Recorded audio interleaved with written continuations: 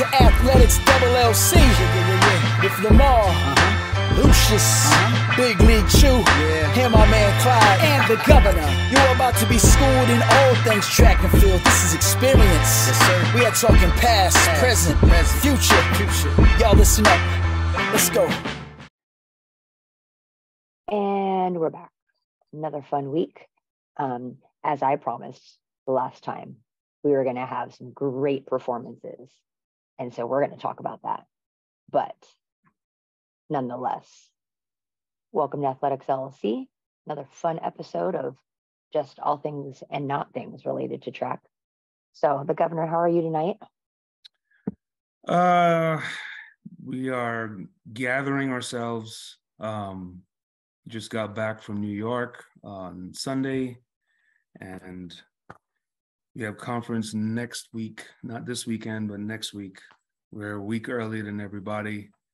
And so final preparations, and yeah, so we're so far so good. It's crazy. Like, we're already at that conference time. I know. This has been a very, very short indoor season. Very short, in my opinion. Clyde, how about yourself, sir? How are you today? Trying to prepare ourselves to head back down to Albuquerque for the Don Kirby this upcoming weekend. That's going to be crazy. Right? Always, one of the, if not the best West Coast meet of the regular season. Conference in 2 weeks. And here in beautiful San Jose, I am managing chaos every day, which is always fun. But we're going to get through. Mischief managed. I keep walking around the hallways. Mischief managed. Mischief managed, because it just keeps popping back up. Lamar. Hello, good people. Hello. How are you today, sir? I'm really good. That wasn't convincing whatsoever, but go ahead. Oh no, I think I'm sort of deep in thought. I'm actually doing really well. Signed a new client. Got some new content coming out, and I think most importantly, the guys are getting ready to head back to their respective homes to go play baseball professionally, and that's a wonderful thing. Nice. Well, you can go ahead and hold up that balloon for all of us. So I'll do what I can. You will keep us afloat. I'll do what I can. Let's go. Face first, just dive right into track is back. Because literally, so like I said, I was at Albuquerque last weekend, and I promised you, I was like, it's happening. It's happening, right? And so what race? It was the prelims of the women's 60. And for the first time ever in my, 14 years of coaching now, I literally didn't have an athlete to coach, actively coach. Like, obviously I'm cheering on the squad and whatnot. So I told my group who I'm sitting next to, I said, y'all need to put your phones down and watch this race. Because it was, who was in the heat? It was a stacked prelim. And I'm like, just watch. And the girls were like, and then my guy, pole vaulter, goes, Coach, that was definitely faster than I can run. I was like, yeah, I stick to pole vaulting, sir. Listen, Julian Alfred,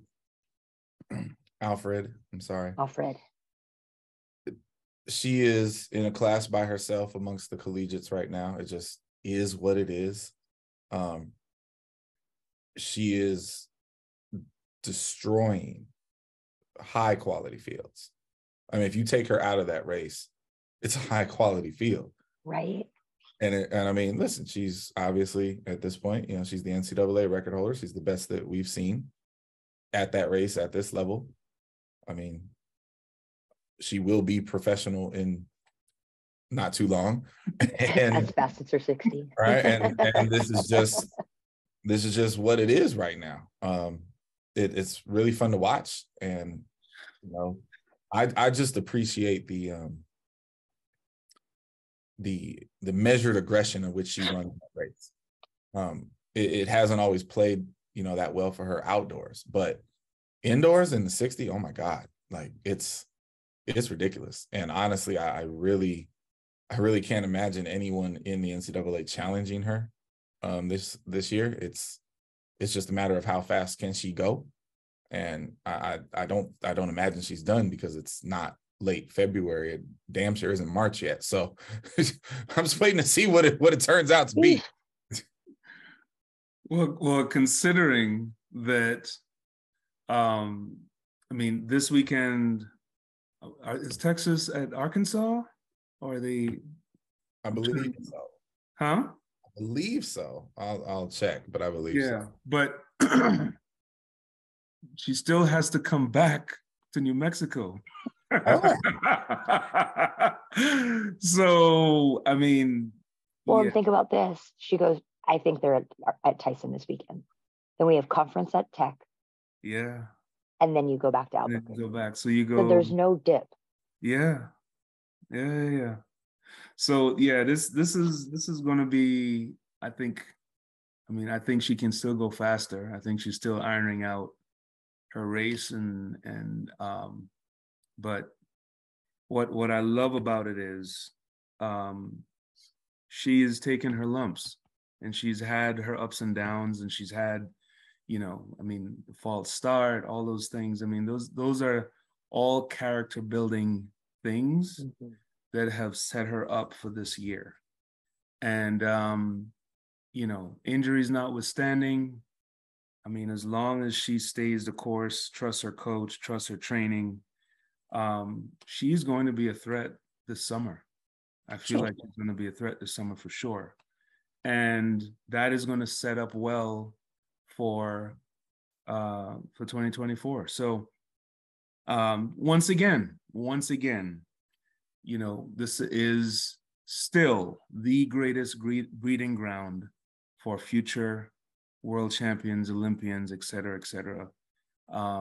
And, I just feel like we're just going to see this continue over and over and over again, because there's someone that's watching Julian right now and is going, you know what, my time is coming.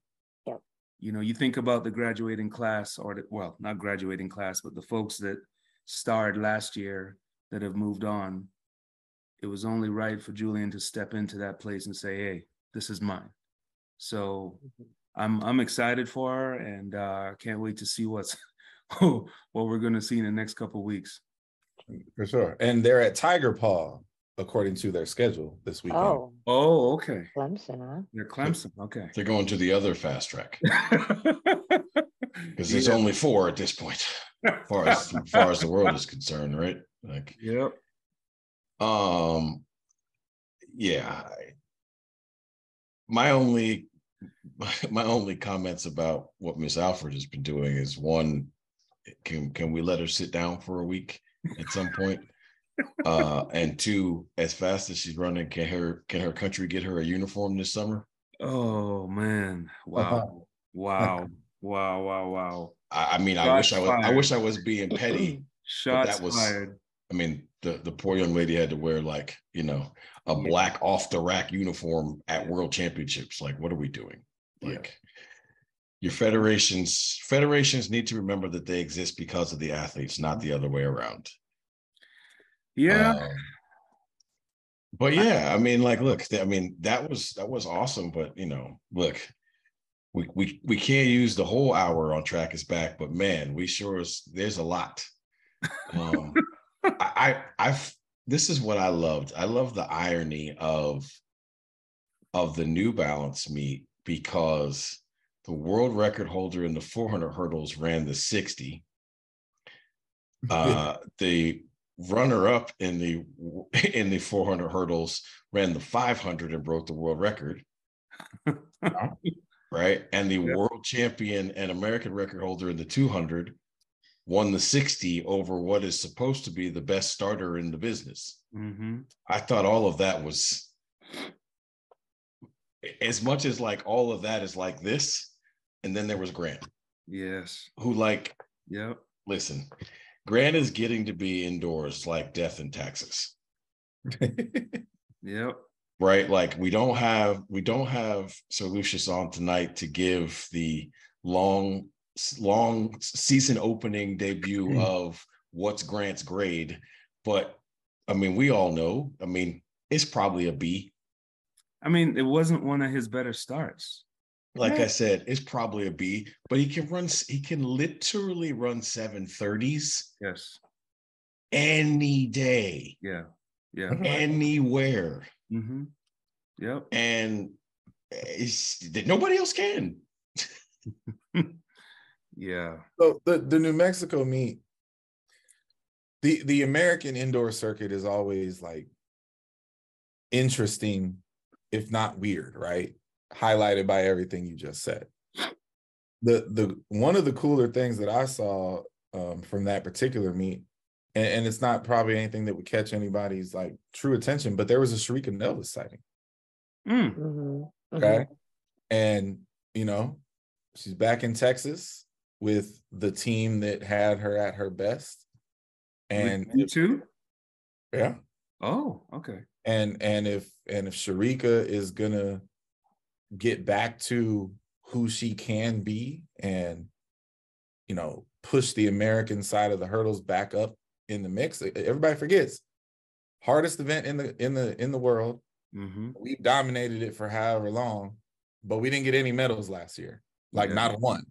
So I am here for the rebirth of Sharika Nelvis for sure, and you know, I'm happy to see it, but you know, I don't think a lot of people were paying attention to that one in particular, and so that I thought that was cool. I just want to see our ladies in that event, you know, go back to where they've always been. But while I'm on this hurdle kick from this past weekend, the USC men have the number 1 and number 3 hurdlers in the country right now. Who saw that coming? They're number 1 and number 3, 760 and 765. Okay. So they've run a decent 4x4 as well. Yes. Yeah. I was like, they got drugs. I mean, right now, Florida is the last team in the fast heat at the NCAA meet.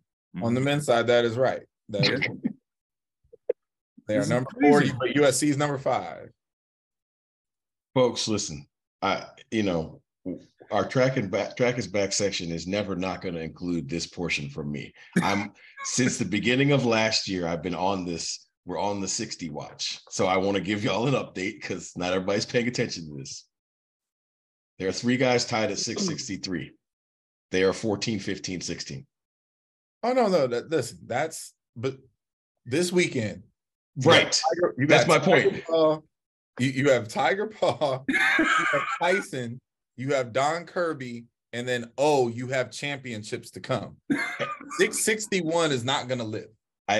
So I wanted to do this segment, and we're not going to do it until we have all 5 of us, but we're going to do a segment where we're all going to predict a ridiculous mark that doesn't make the national meet. And I promise you, somebody who has run ridiculously fast in the 60 is going to be like Chris Brown said, how you going to talk crap when you outside the club? You can't even get in. Because look, 663 in ties is last into the meet right now on the men's side. And this coming weekend is traditionally the fastest week of the year. Yes. The Valentine's weekend is always and now we've added to the chaos and nonsense that used to just be everybody's going to go to Tyson. Okay, so now we're going to go to Tyson and Clemson, and by the way, throw in the new Albuquerque and Altitude. Yes. That's right. Yep. That's right.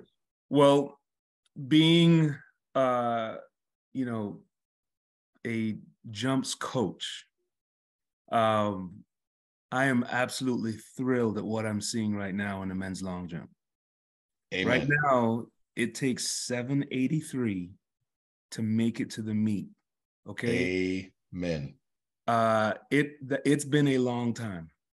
it's been a long, long time since I've seen, I mean, the last couple of years, it's taken 760s, 770s, like, right? But we're still not done. And that's the part that needs to be emphasized. If these jumpers continue down the road they're going, I mean, 790 to make it? I mean, that is unprecedented. You guys are all old enough to know the answer to this question. When are the marks of the indoor meet always the craziest? The years that the SEC are in Fayetteville. Yes. Yep. Oh my God. Yep. So, I mean, I'm glad to see it. And, I mean, did anyone pay attention to the young man from Arkansas? What he did? So I was waiting for the pause in the air. Ooh-wee. So that was from 8 contacts.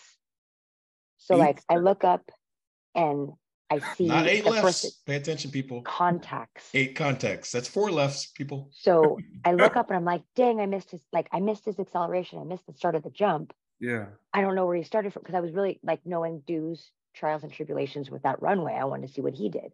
Yes. And I'm like, oh man, I'll wait for the next attempt. I look at the next attempt. I'm like, oh, I saw the whole thing. That was yeah. And he didn't touch like, the board either.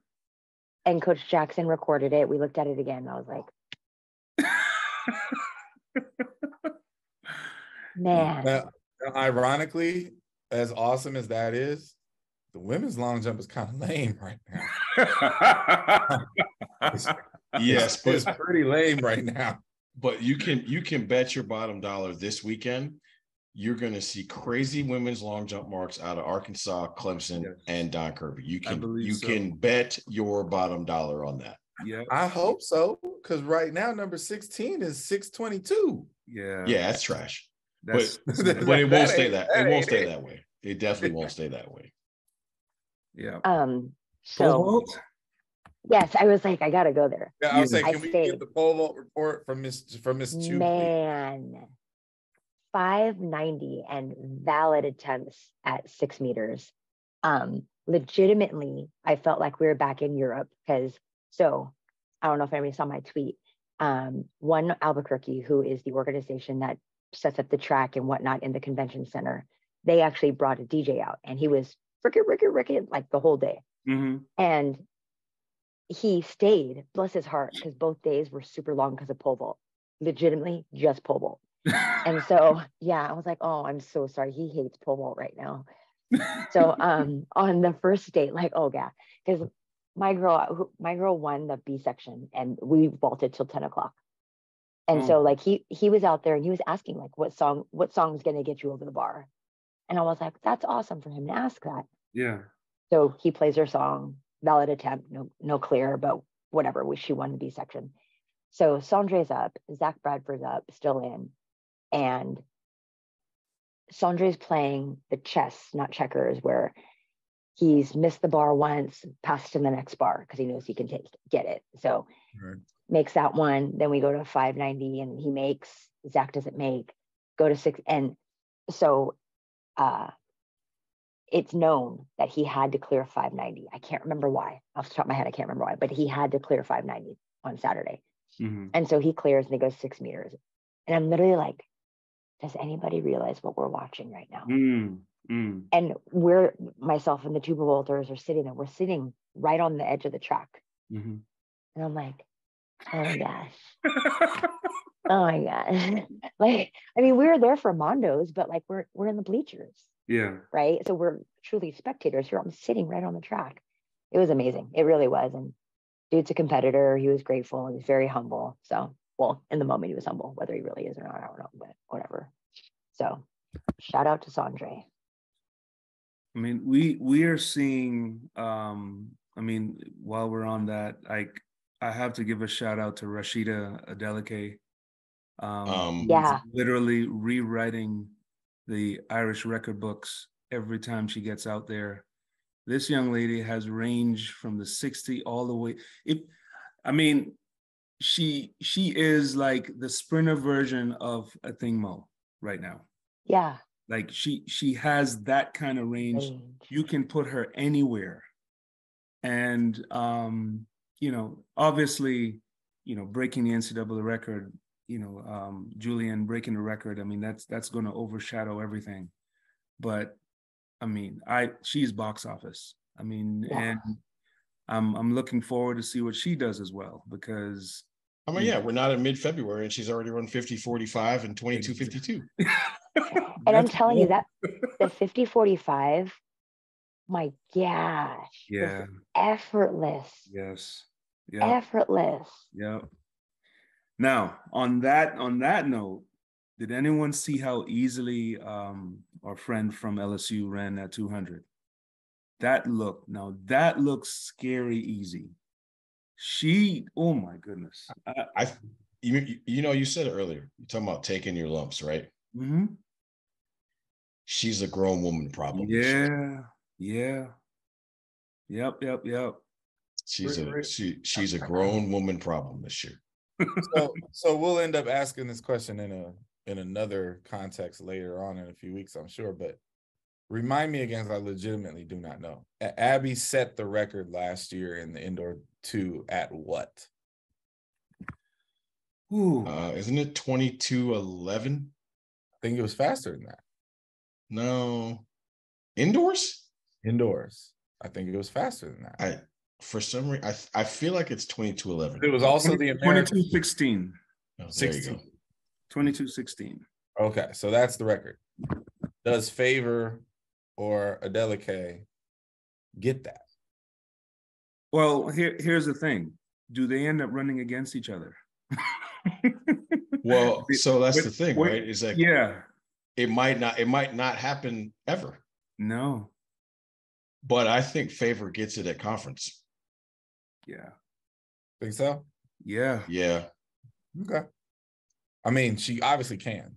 Like that. Poof. Yeah. That's it's fun. I think the 4 ladies in the fast heat of the SEC final are going to run under 23 seconds. I mean, you mean under 22 seconds? No, I said all 4 of them are going to run under 23 seconds. That's ridiculous. Yeah.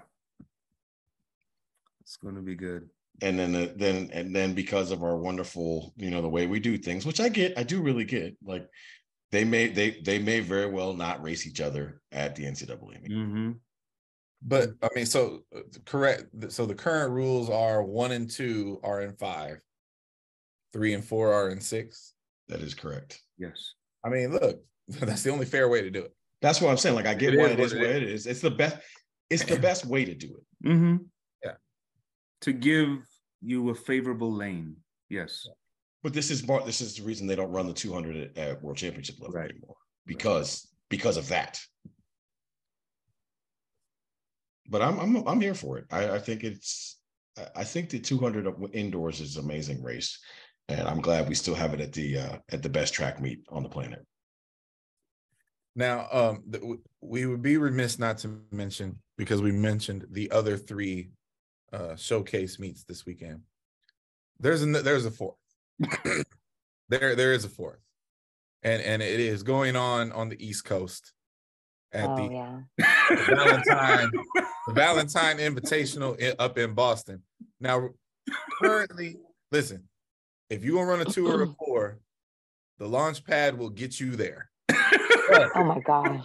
Currently, that particular venue is where the distance crew comes to flock and do their thing. Mm-hmm.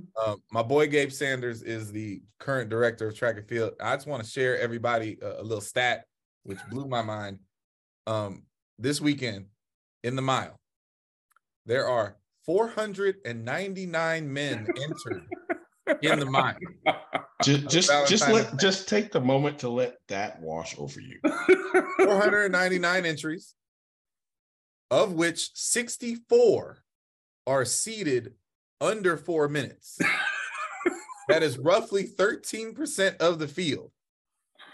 And again, 500 athletes are going to run the mile in Boston. Hey, So here, look, I'm going to take this baton from Clyde because he was there in the conversation that we had at the convention with Gabe. Mm-hmm. That's not the featured event. No, it's not. No, it's not.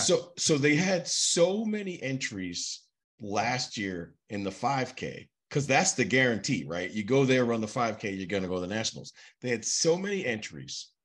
In an attempt to not have this happen again, they, listen carefully, doubled the entry fee just for the 5K. That's right. Oh my gosh. And they had 80% more entrants than last year. That's right.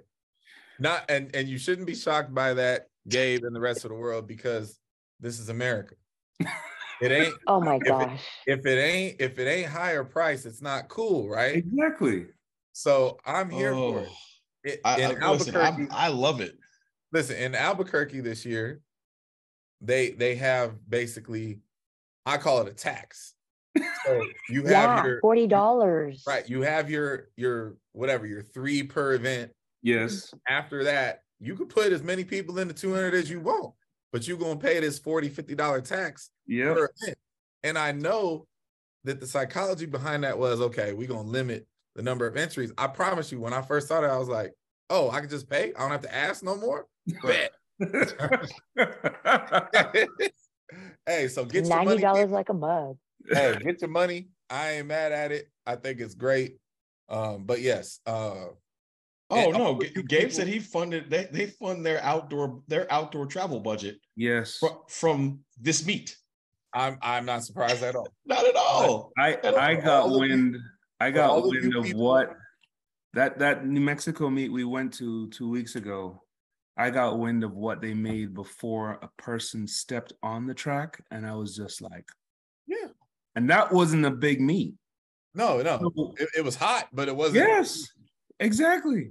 No, so yeah. For all of you people out there who are still on this, the tracks don't really matter kick. One, you're a fool. Yeah. 2, get your money on because you see what's happening. Roll your quarters and get it ready. It's not an accident. Nope. Oh man. Shout out to the Albuquerque crew because they only have 5 coaches right now. Yes. Yep. No, they do a great job. They always do. They work hard. They work hard. Really hard. Bless their hearts. Before you move us on, I have to ask the rest of the world this question. Am I the only one that was absolutely startled by the high pitch of Femke Bowles' voice? I didn't hear it. I never. Okay, her voice is higher than Fran Drescher's. Really? Oh. Yes, it's higher than Rosie Perez's. She sounds like she's 6. Oh my! And I was like 6. She's like 6'1". Mm-hmm.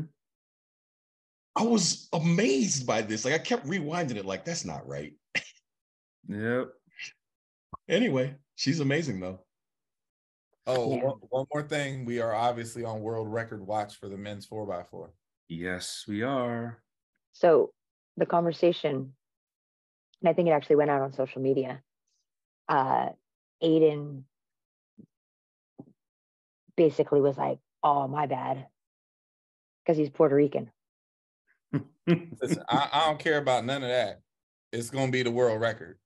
This is Rai Benjamin all over again, huh? Right. Mm-hmm. Yeah, I don't care about none of that. USC is the rightful world record holders. I don't hear nothing about Poland. I'm going to say this. USC. The world record in the 4x4 is going to get broken, and all 4 people are going to be from the same country. And we're just going to leave that and keep it moving forward. I said it. I hear you. All right. That's not that that's enough of Track is back, but let's stop boring everybody because we can keep going, of course. So we said that already. Hey, Track is back, y'all. Yes, it is. Dude, I can't even believe it. Anyways. All right. So we've somewhat discussed this already, but not in this aspect. We've recognized, and a lot of the world, track and field world, has recognized that track is mostly a pay-per-view event. We have to pay to see the real events, or the good parts, what we deem as the good parts. Is that good, bad, or a non-factor in the promotion of our sport? I mean, it's probably net shitty, but you know, I mean, what are you going to do about it? Like, unless I mean, right now ESPN is the only network that really ever puts collegiate meets on TV straight up. Everybody else, you're behind the paywall, runner space, flow track, whatever. So, I mean, right now, unless ESPN is willing to do it and gets the rights to said meet, kind of just is what it is. I'm glad that you can see it if you want to see it. That's better than not being able to see it, which, let's be clear, a couple of years ago, you couldn't see nothing. So it's an improvement, but would I like it to be different? Sure, but let's be real. Who's putting it on? They're not going to do it. Yeah, it's a sad reality. Like, I go back to 1992 when they showed the entire long jump battle between Mike and Carl. They went to commercial. They came back. They were showing jump for jump. 91. Almost 2 hours. That was box office. Mm-hmm. What network was that, Kareem? That was ABC, CBS. Yeah, it was, I think ABC. I think it was. ABC. It was one of the major. It was one. It was. Yeah, absolutely. Yeah. And you know, it's the sad reality that we live in right now. And can we blame the flow tracks or the runner space of the world to step into that void and, you know, send their people out and get the content and, you know, have people pay for it? Absolutely not. This is America, right? You are, you know, maximizing and getting in where you fit in. And as long as people are willing to pay, pay the subscriptions, I don't see this changing anytime soon. I just feel like there's so much content now. I mean, okay. And this is the other part too. I'm not really sure on what the universities are doing, where they're, you know, putting out their own content. I mean, are you having to pay for that as well, or are they just putting it up on their website? Depends on the university. Depends on the university. Yeah. So, you know, what's that? Texas is charged. So, I mean, I feel like on any given weekend, you hear about something, you can either see it on social media, the clip, or if you're willing to go through and find the entire broadcast and sift through and find that one moment of magic, then yeah. But, you know, I hate that, you know, for us, that we're still having to pay for it. I hate that. So I guess this is how I feel. I think the best case scenario would be a combination, right? Every meet should have a power hour that is broadcasted on insert network here, because if you packaged it right, it's only an hour. Every single one of these meets we talk about could be televised. And then the pay-per-view would be if you wanted like the full content. So you wanted stuff that happened before the hour. If you wanted, I mean, I hate that. Listen, obviously I'm a huge field event person, but if you wanted the field event coverage, like all those things, like then you pay for the package and that's what you get. But 1 hour, one hot hour of every track meet should be free and should be on. And it's kind of the UFC model, right? You get some free UFC. Mm-hmm. You may not get the best of it. Yeah.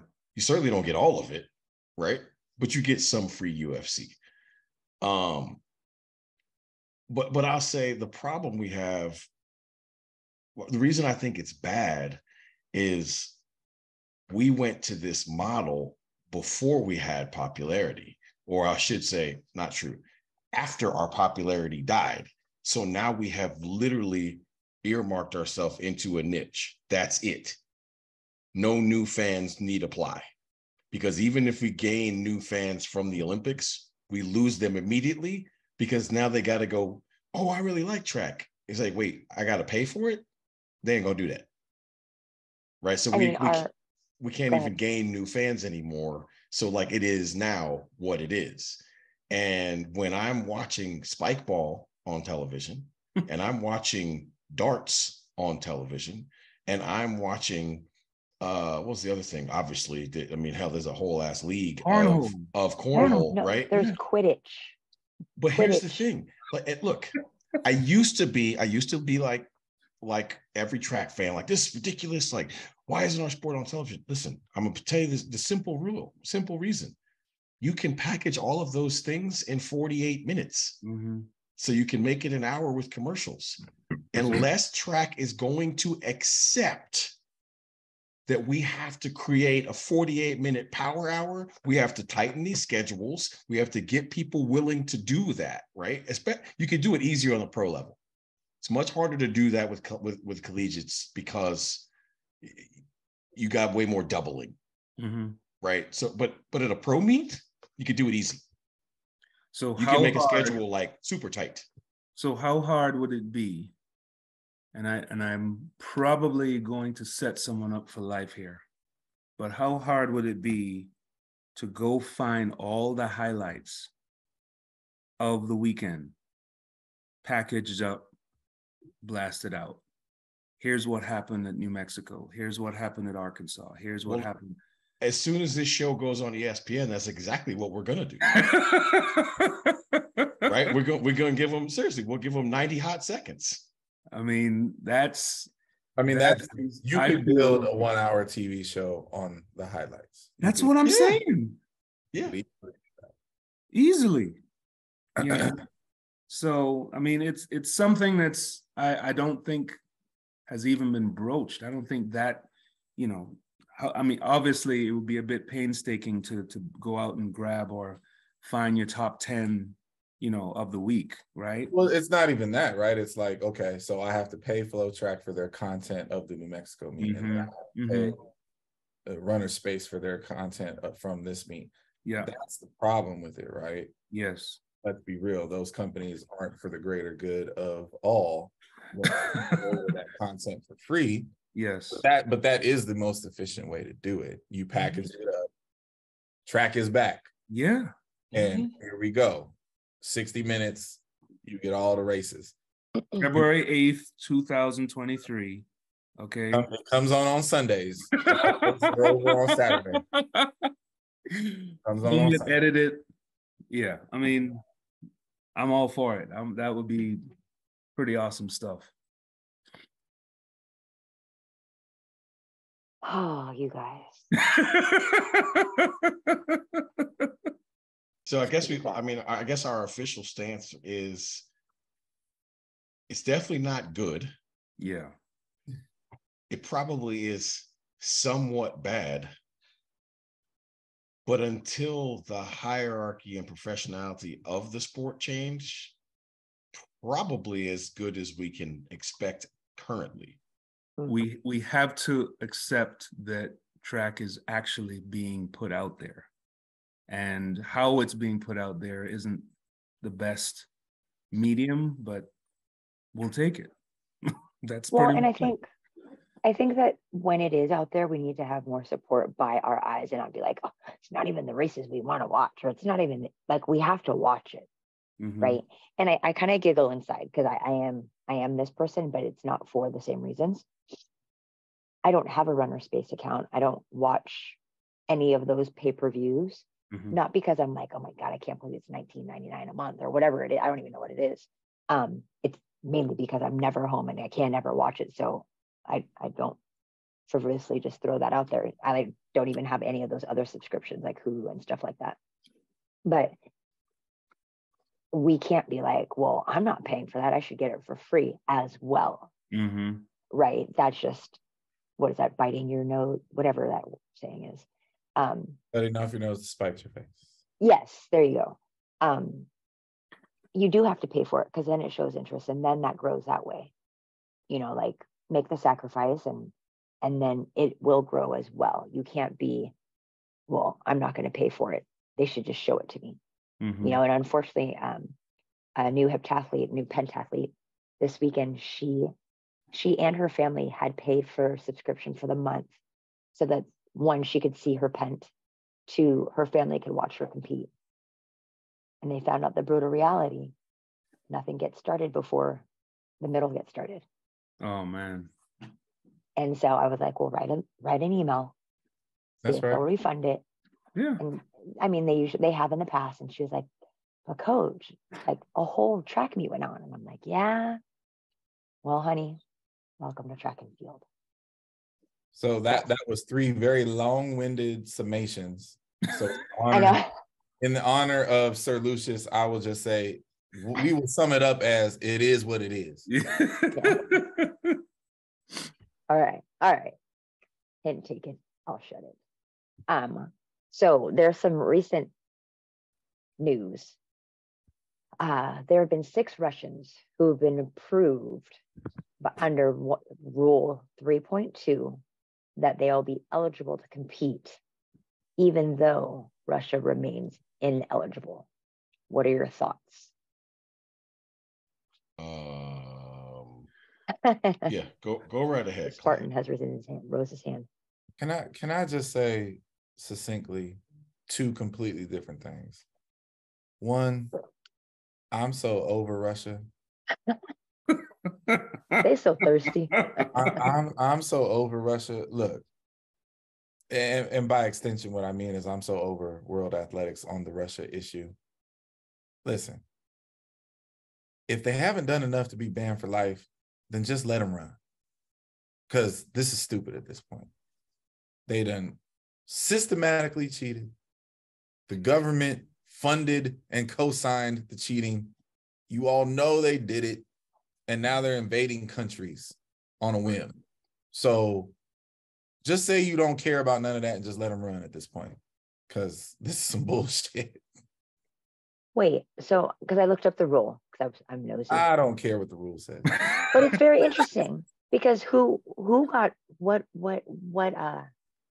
grouping got approved? Because this is the rule.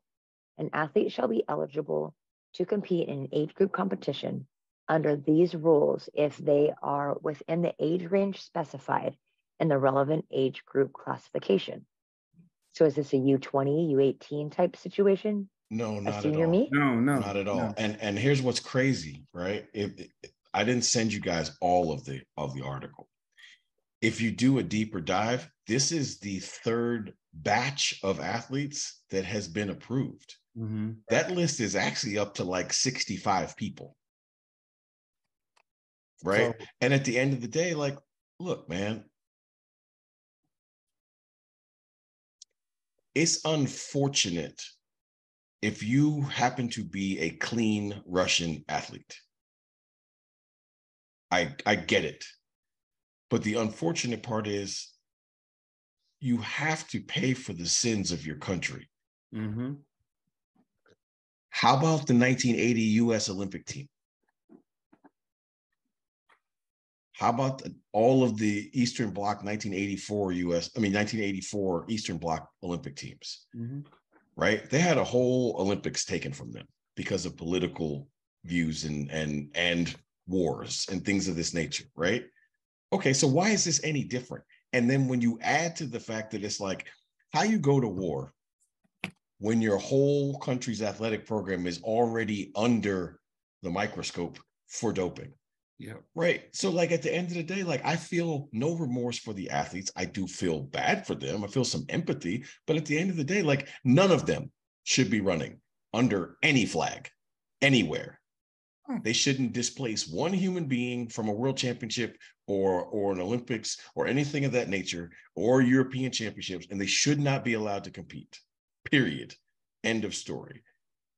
So this whole debacle and everything that's unfolding is a situation where the IOC is thinking about one thing, and that is dollars. Mm-hmm. They're thinking about whether it's out in the open they're thinking about Russian dollars. Mhm. They're thinking about keeping that gravy train going. So you have that going on while the war in Ukraine is going on. You have the mayor of Paris, who's already gone on the record to say there is no plans for a Russian or Belarusian delegation at the 2024 Olympics, right? And the happy medium is basically, well, the IOC is saying, well, as long as you denounce it, you know, and say that you're not for the war, right? Which anybody could say that, right? Right? So you've got the drug scandal, you've got the political wars, and then you've got dollars. Who do you think is going to win that war? Who's going to win that battle? If the IOC is sitting there going, my goodness, we've got some major sponsors, oil companies, whatever, that are going to be funneling money to us, right? Yeah, I mean, this is, I don't see any way that this doesn't happen. There will be some Russian representation at the Olympic Games. And so I'll ask the $10 million question, because at this point in time, everybody on this panel has been to at least the World Championships. And so you understand that the housing for athletes is all done in a village, right? Okay. So I know I'm not the only one that knows that house, yes, that building is Russia, Ukraine, yeah, Belarus. Yeah. Is that part of the world? Kazakhstan, yeah, all of them are in the same place. Right. Yeah. Where are you going to put the Russian delegation and the Belarusian delegation? I wouldn't stop there. The entire Europe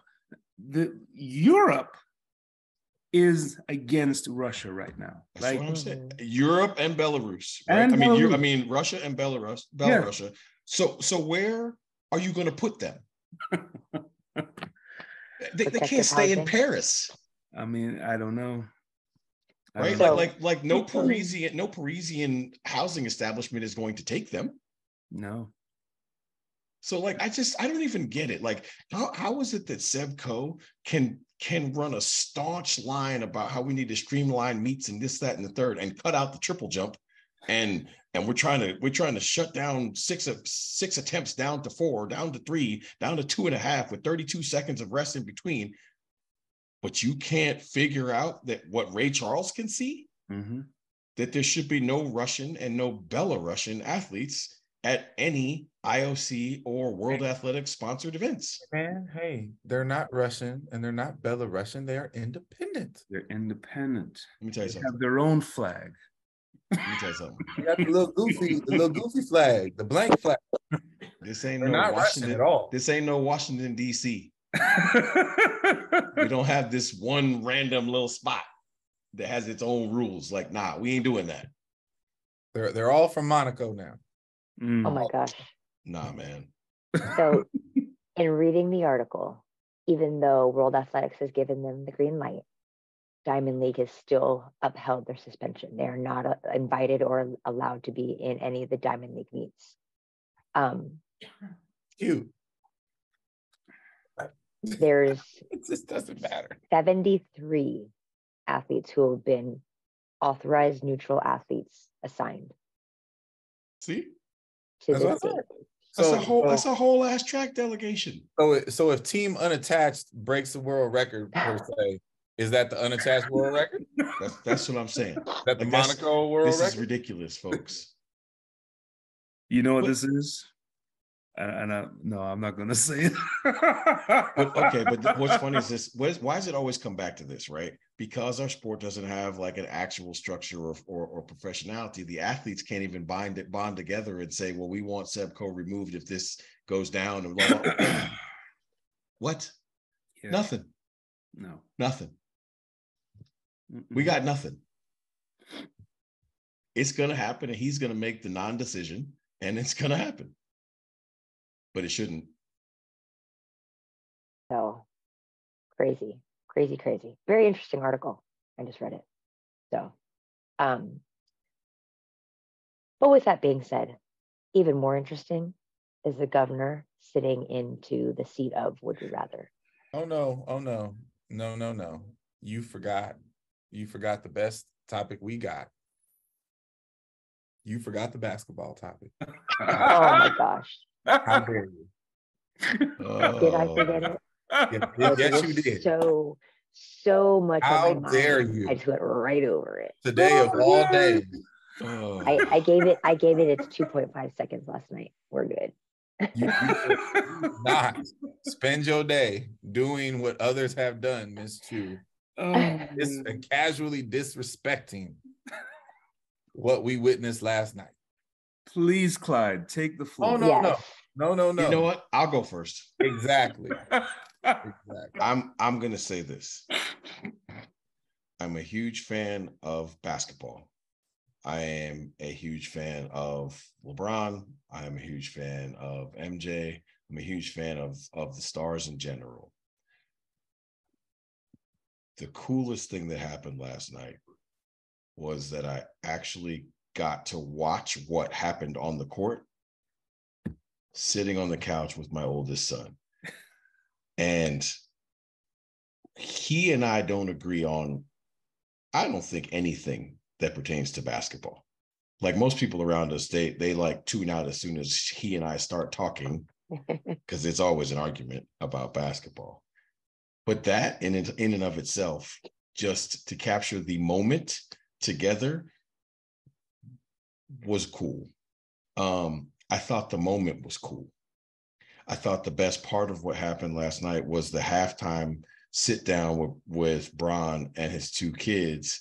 And he was like, I need 16. You think I should go get it? And they were like, yeah, absolutely. It's like 2 8-point quarter. Like, I thought that was really, really cool. I thought Bron finishing the his very, very, very, very good speech with an F-bomb was spectacular. Thank you, live TV, for that. And then I thought then I think the only part of it that just pissed me off was like the just so ridiculously unnecessary immediate. What is that thing that Sir Lucius says? Comparison is it's like comparison. No, it's like comparison is like it's like the killer of joy or something. But whatever the heck the actual expression is, I can't think of it right now.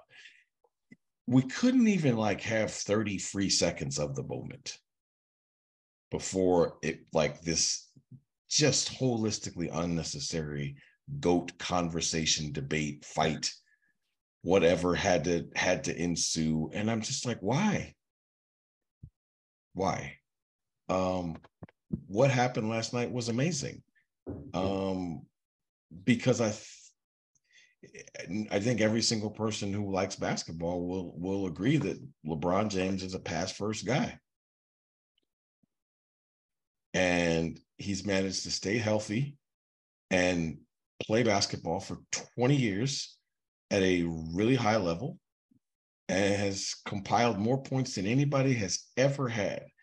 He has changed his game and evolved his game as the game has changed, has managed to stay pretty much out of any off the court drama or any of that nonsense. And he's now on a whole nother mission, which is ball at this same level until his son is in the league, and to play whatever team takes his son is going to get him, and they're going to play together. And honestly, folks, for all of the quote unquote wrong reasons that professional athletes do things, like, that's what I was most moved by last night, was that. Mm-hmm. Like, we're in a world where people, all they talk about is like black men and they're not fathers. And I mean, hell, LeBron didn't have a father figure in his life, right? Like, we hear all those things. And here is LeBron being dad first. And I thought that part was amazing. And that was the story to talk about. Not this mythical GOAT conversation about two people who can't play against each other. Like, it doesn't make any damn sense. Yeah, it basically comes down to this. For those that say that LeBron did not win enough championships, one person does not win the championship. I mean, let's just call it what it is. We can compare, the greatest 6 rings, 7 rings, all of that stuff, right? But this is a record that nobody in our lifetime ever thought would be broken. I mean, to come into the league when he did, and to break the record 4 years, was it 4 years earlier? No. It's 100 something games. 150. It's basically 2 seasons. It's 157 games. And to be the kind of player that he is, I mean, it's unbelievable. You have to pay homage and you have to give the man respect, because I was on pins and needles the entire game. Every time he got the ball and you felt the crowd and you could hear the crowd just start to rise up, and then he scores and the crescendo, and then every time he comes down the court, I mean, it was pretty fascinating to watch. And then to have my namesake hold the ball up and hand it to him, 2 Lakers, come on, man. I mean, it's just, this is the kind of stuff that's scripted. It almost feels scripted, for him to do that and to have that moment and to have the captain hand off to him. Beautiful stuff. I enjoyed it. I don't care whether you're a LeBron fan or not. You have to appreciate what that man did last night. Is there anybody on this planet with as much class as Kareem Abdul-Jabbar? Oh, man. I mean, he said not an apology, maybe an acknowledgement to Shaq at the end, right? Yes, he did. Very selfless. and why I thought that was awesome is because he wanted to make sure that was public, because he had already done that privately. Yeah. He had already done that privately. Yep. Okay, but he is so full of class, dude. Like, Kareem has all the reasons on the planet. Kareem has all the reasons on the planet to be angry. Mm-hmm. But sir, and again, I have been on record for years saying, no, this argument is being done wrong. It's actually Kareem as the GOAT that LeBron is chasing. So I have the utmost respect for Kareem. Mm-hmm. Sure. I totally understand the context of why he is and has been angry mm-hmm. and disrespected. And he's been disrespected by the sport. Absolutely has. But let's not, but I'm also not going to sit here and just gush about how classy he is, because let's be clear, he's been a little disrespectful to LeBron and to others in the lead up to this. Now, I was happy to see him come around and do it the right way and be the epitome of class last night. Mm-hmm. But he has a whole bunch of comments out there in the media in the last couple of years leading up to this that you knew he was a little salty about it. Absolutely. Yeah. And, and so I digress. I'm a fan. I loved that whole moment. And when he broke the record, Wilt refused to go. Yes. So let's just start there. Yeah, I get that. And so I appreciate him taking the high road and doing what was right. I thought the NBA shutting down the game and really taking time for that moment was dope. Because here's the thing that's actually irritated me on this issue for a long time. Because I like 95% of anybody who knows anything about basketball and is honest, you never thought that record was getting broke. Nobody. Yeah. Nobody did. No. And so not once when Michael had to take his little 2-year baseball hiatus, I never thought anybody else had a shot. I'll be the first person to admit to that. Mm-hmm. And so my thing is this, like, in basketball, if we're being honest, like, baseball is the sport where the record book is everything, right? There's so many high class, high importance records. Basketball isn't like that. Hell, football really isn't like that. The only sacred record in basketball is this one. And it took 40 years. Yeah. Okay. 40 years. 40 years. So for me, last night they got it right. But the lead up to this, everybody's been getting wrong. It hasn't gotten nearly the attention that it deserves. And for my money, it's because of who is actually breaking that record. For whatever reason, LeBron is a very polarizing athlete. I don't get why. He's done nothing. He's done nothing, you know, in any real way for that to be the case. But, you know, there's a lot of people, ESPN and et cetera, that have attached their entire careers and made their entire careers off of elevating and promoting Michael Jordan because at one point he saved the sport. I get that. But look, man, at some point you just got to recognize what is. And, you know, I think of all this week, I think JJ Redick had the best sentiments on this. ESPN First Take specifically had a segment, is LeBron an all-time great scorer? Which is such an offensive question. It's a ridiculously offensive question. And JJ, no, it's an offensive question. It's not an offensive question. It might not be the brightest question, but it's not offensive. And so JJ on some podcast that he's affiliated with said it bluntly. He's like, it's a ridiculous question. Not only is he an all-time great scorer, he's the all-time greatest scorer. Yes.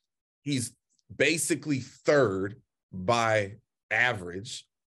You know, we're talking like 0.0 whatever. He's third by average. And he just took out the all-time scoring king. And something that I learned this week that I really didn't grasp in the time, the playoffs have nothing to do with this record. This is regular season scoring. No. Oh, yes. No. Yes, it is. No. Yes, it is. Yes, it is. No. Playoffs. The total is the total. There is a separation. Okay. The total is the total. They went out of their way to report that on 3 different networks this week. The playoffs are not a part of that 38. They're not. They're not. No. They're not.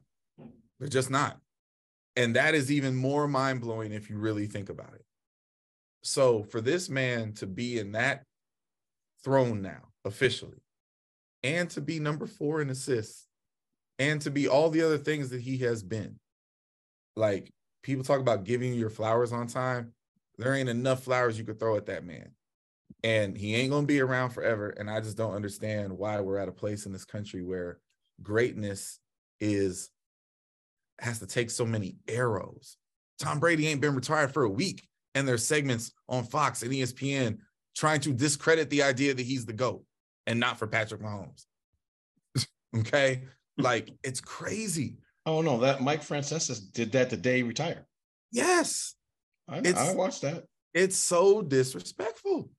So, you know. I mean, the issue, and I had this relatively heated debate this morning with my son about it, right? And I think of all the sports, this is the one where the GOAT conversation should never happen, right? Because people play different positions and different things are required of them and different things are asked of them. And you can't just at the end decide that we're going to compare apples, oranges, pears, and plums and say, this is the best fruit, right? Like, you know what? But that's an excellent point. And here's the thing. None of the people in that conversation LeBron had to do more than any of them for his teams. Any of them. Well, okay. So so it's like this, and we're not going to have this whole debate. I think it's fun barbershop talk for like who you think is the best and why. If you have a real argument for it, I like to hear it. That's all there is to it. But I'll just say like this. Look, Will Chamberlain's the only human being to ever lead the league in rebounds, assists, and scoring. Sure. Right? So it's like, okay, well, so he's done something that nobody's ever going to do. Like, I get it, but that doesn't make him the greatest either. And so, like, that's my whole point about basketball and especially with statistics, right? Like, if we're going to compare apple to an apple, right? If the way you could come into the league was the same.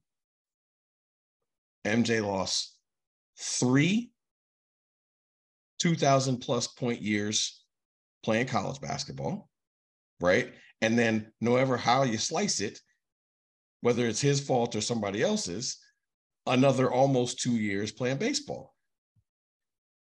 I don't care about the statistics. Like, to me, who the greatest player is going to be based on what this right here. Like, I saw them play. What do I think? And I'll tell you, if somebody asked me like, okay, you have to have somebody play basketball for your life. They have to win or you die. The first question I'm asking is, are we playing 1-on-1? Or are we playing 5-on-5? Like, I need to know the rules. I need to know the era, right? And the fact that those qualifiers have to come out there because they will change your answer should just tell you, like, let's just appreciate the people who are the greatest when they're great. Like, why do we always have to sully somebody else's greatness to push somebody else up top? I hate it. I don't enjoy that either.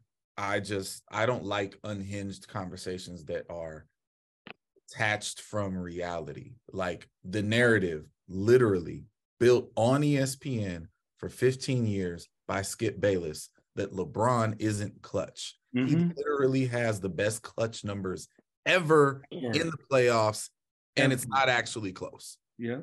But again, statistics can tell you anything you want them to tell you, right? Like, at the end of the day, okay, 2 things can be true. You can't say with all definition LeBron has the greatest clutch numbers and then not have to explain how he can be 4 and 6 in championships. Yes, I can. Right? Yeah. The governor Don't do that. I don't want to do this. The governor just did it. It's a team game. Yes, it is a team game, but at the end of the day, like, this is my point. We pick and choose when we want things to be the way they are. It is subjective. It's subjective, and that's why I hate it, because I just want to walk around with my chest out to be able to say this, because I saw this last night and I thought it was amazing. The top 10 scorers in NBA history, I've seen 9 of them play live. The only one I didn't see play live is Wilt Chamberlain. So I want to be good with that. Mm-hmm. Right? I don't give a shit whether I think LeBron is better or MJ's better, because to me, it's irrelevant. If I'm playing a game for my life, they're both on the floor because they don't play the same position. Right? So, like, that's what I'm talking about. Like, look, I'm here for debates about the greatest teams ever. But the greatest player ever in basketball, man, that is literally impossible to have a real conversation about, because it depends on all of the rules possible to set up what parameters we are going to give the answer. And if I got to put in all of that nonsense to come up with a real answer, I would rather just enjoy what I watch. And that's fine. It's just me. Big league. Fun fact, the gentleman who was quote unquote guarding, because by no means was he guarding, LeBron was a horned frog.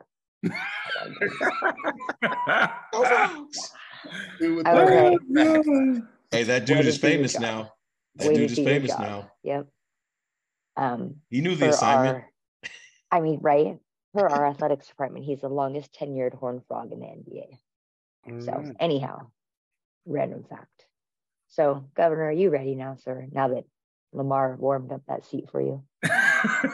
Yes, I am ready. All right. Would you rather, now that you've had this experience as you did, would you rather live on the East Coast or stay in Texas? I have to ask it out loud. That's hilarious. I'll stay in Texas. For your background, would you rather keep watching the San Antonio skyline or have the New York City skyline? Ooh, wee. Yeah. Oh, there's no comparison. I'll say, there ain't no kind of choice.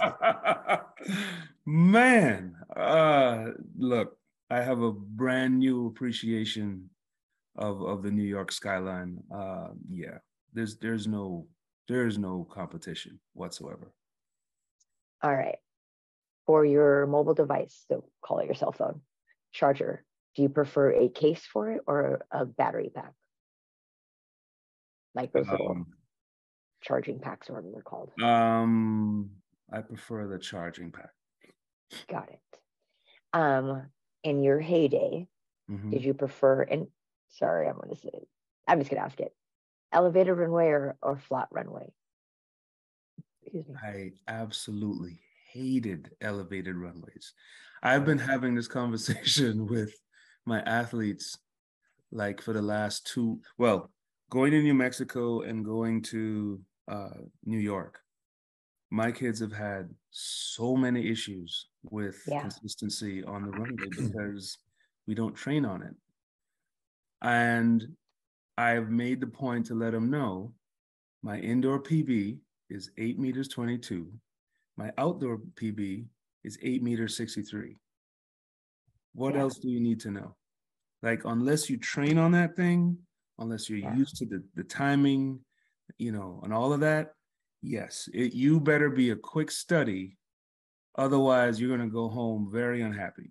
Yep. Unless you unless you're lucky. Yep. Peanut or peanut butter M&Ms? Peanut or peanut butter? Oh, okay. I actually like the peanut. I like the peanut M&Ms. Got it. Movie theater food right there. Yes. Yes.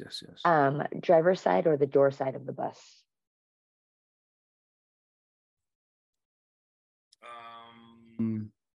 Second row, opposite side of the bus driver. Got it.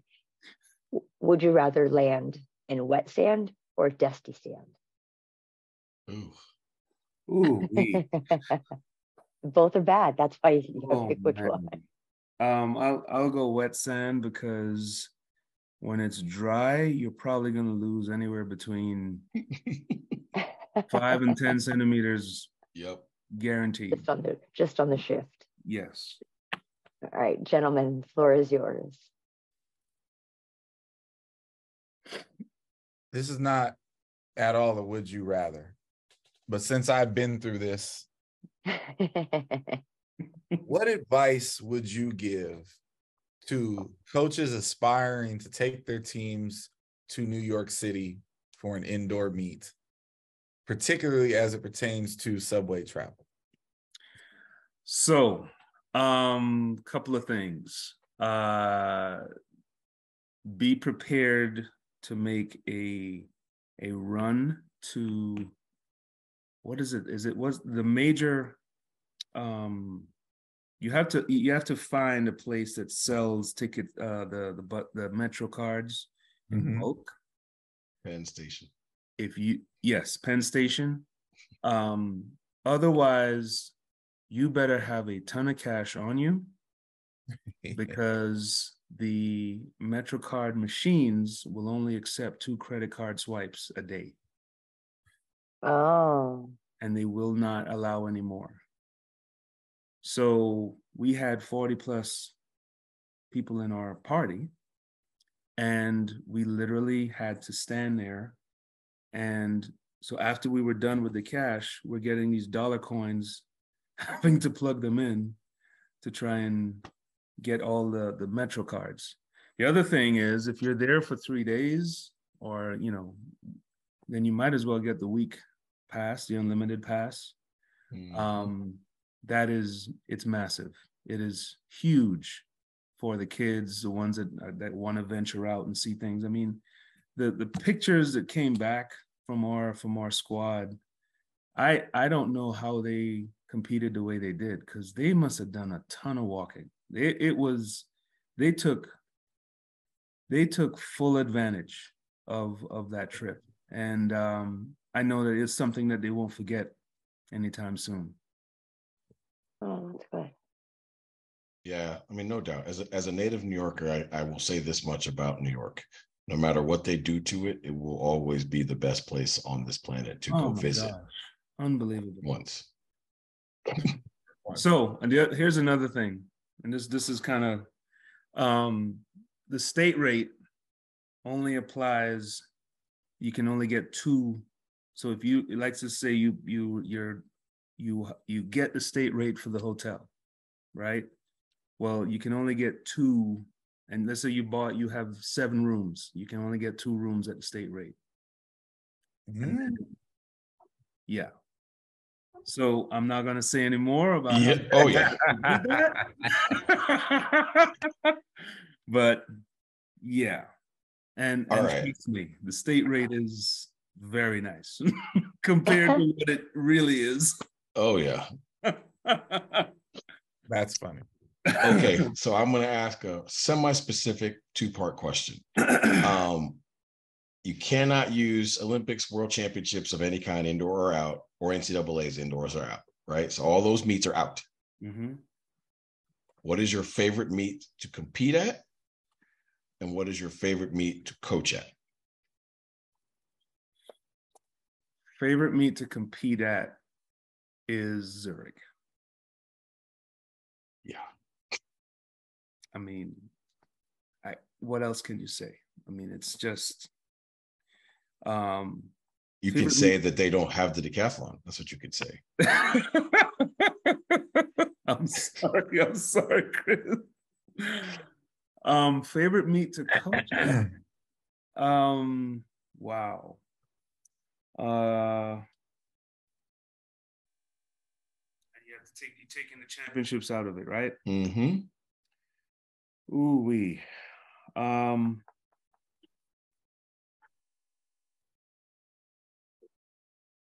Favorite meet to coach at is actually Texas relays. Oh, really? Yes. Interesting. Very interesting. Almost psychotic. Well, it's yeah, I guess you could say that. Yeah. Those damn stairs. Yeah. Yeah. Yeah. And the multiple venues. Yeah. I don't know. I've always and the 7 a.m. 4x1s. I've always enjoyed it. It's just different, man. Just different.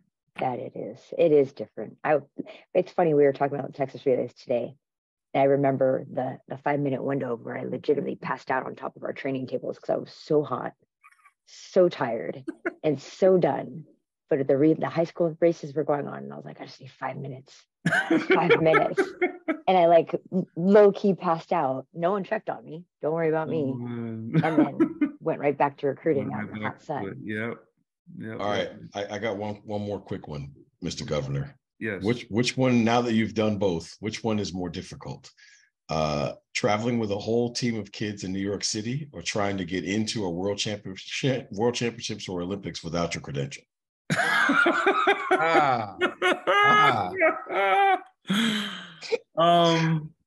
So 50-50 shot there. Having no question. Having done both, and it's actually easier to get into a world championships without a credential. I have far too many people that I can call on to help a brother out in a time of need. So, yes. There's no one to call in the subway with that. No. I can assure you that. Man. No, there's no one to call. There's no one to help you. There's no one who cares. No, not at all. No. The fact that you're asking for help identifies you as someone not from New York. You are a potential victim at that point. The countdown has started. I mean, the things we saw and it was clearly not, extinction level event stuff going on. But man, you're sitting there and you're looking around and you're like, wow, this is the entire spectrum of the human race. So I just want you to imagine this, Kareem. I was a latchkey kid in New York City, and I had the key to my mother's apartment around my neck when I was 8 years old, traveling through New York City by myself. What? Different times. Absolutely. Different times. Different times, man. Absolutely. All right. Well, wrapping up, would you rather? Heartbeat props. Mine is not emotional, so I'm gonna get there and go and jump in. Very interesting week in track and field, very interesting week in the NBA. But the other very, very important and totally awesome thing that went on this week, in case you missed it, was the State of the Union by Big Joe B. That was a masterclass of political, just, oh my God, masterclass. It was petty. It was awesome. Yep. He was in there serving notice. He had them people in their feelings, upset, contradicting themselves. Listen, you say whatever you want, man. Big Joe B knows what he's doing, and he is doing a phenomenal job. And that was an epic piece of television to sit there and watch. I thoroughly enjoyed it. So props to Big Joe B. I appreciated it thoroughly. Yeah, get it. No, go ahead. No, you go ahead, Lamar. Go ahead. My heartbeat props go out to somebody who I'm 100% sure does not watch the show. But you need new friends. You say that every week. What'd you say? I said you need new friends. You say that like every week. Well, okay. When I tell you who my heartbeat props go to, you'll understand. This person just won their 31st Grammy and is now the most decorated musical artist in the history of music. Mm-hmm. And so, am I upset that Beyonce doesn't watch our show? Yes, a little bit. But you're not going to shame me for not being friends with Beyonce. But look, you guys all know me really well. And the two things probably besides my family that mean anything to me are sports and music. And, you know, the Grammys, again, this doesn't mean that she's necessarily the greatest artist to ever. So let's not do that. Right? Let's not do that. But at the end of the day, 31 Grammys is insane. Mm-hmm. And she's not done yet. She has won Grammys as an artist. She's won Grammys as a songwriter. She's won Grammys as a producer. She's won Grammys for singles. She's won Grammys for albums. Funny though. She's won 31 Grammys, has never won album of the year, the most coveted. Right, which just speaks to what I was talking about, you know, the politics of things and how it seems so easy for us to get it right, but somehow we still manage to get it wrong a lot. But I want the track and field world to know that we do other things besides just watch track. And somehow I managed to see that Beyonce had won 31 Grammys, and I thought that was ridiculous. Yeah, I'm actually on that same I'm on that same track that you are. And anyone that saw her acceptance speech, like you really you couldn't not be moved by Lizzo's acceptance speech. That was pretty phenomenal. And